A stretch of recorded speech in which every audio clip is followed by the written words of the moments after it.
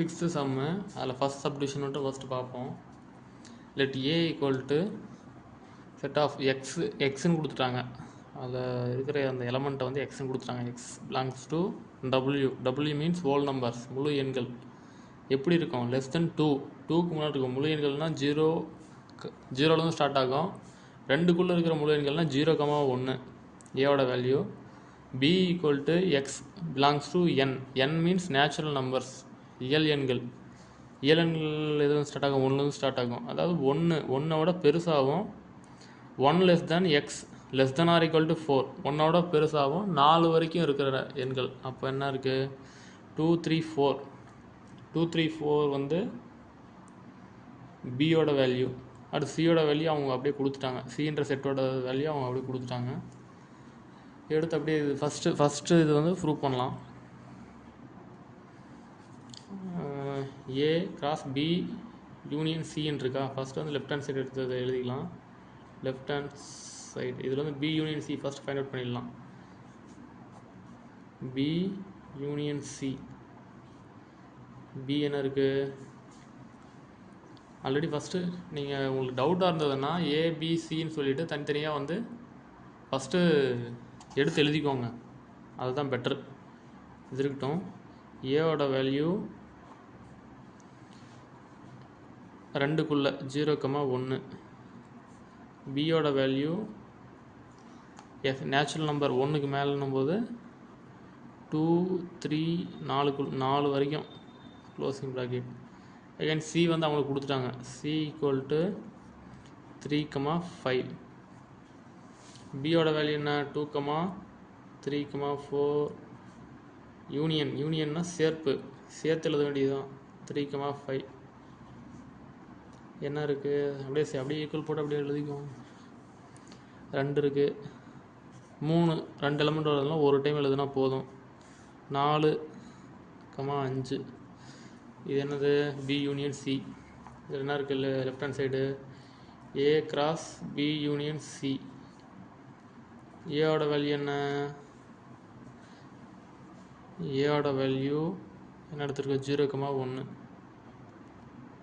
0,1 cross B union சியோட value 2,3,4,5. இது அப்படியே நம்ம கிராஸ் மல்டிப்ளிகேஷன் பண்ணி எழுதுவோம்ல, அது அப்படியே எழுதிக்கலாம்.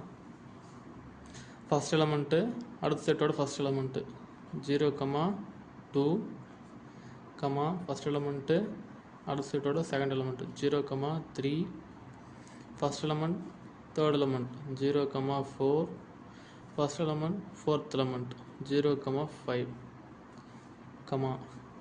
செகண்ட் எலமெண்ட்டும் ஃபஸ்ட் எலமெண்ட்டும் 1,2, அடுத்து 1,3, 1,4, 1,5 க்ளோசிங் செட் ப்ராக்கெட். ஏன்னா இதில் வந்து 2 எலமெண்ட் தானே இருக்குது.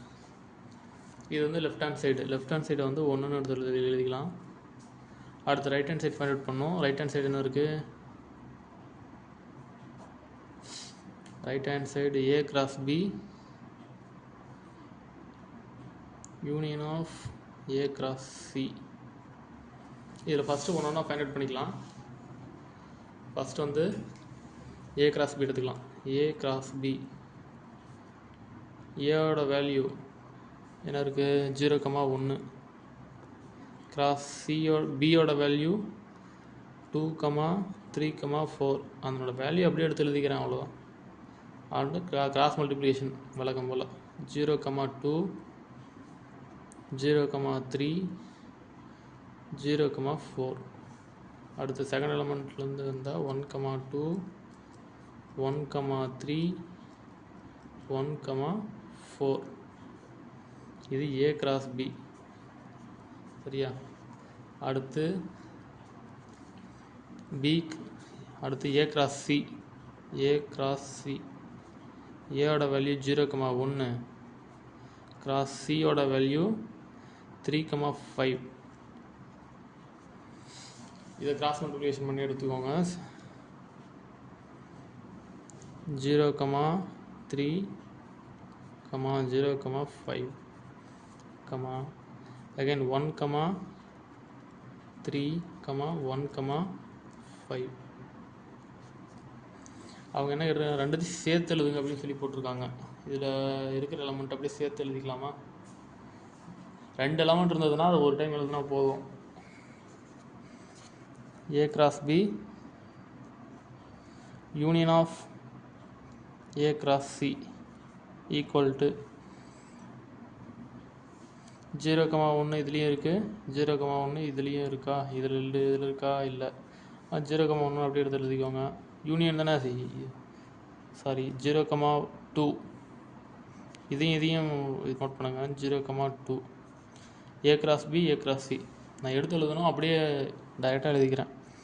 0,2 0,3 இதுலேயும் இருக்குது, இதுலேயும் இருக்குது, ஒரு டைம் எழுதுனா போதும்.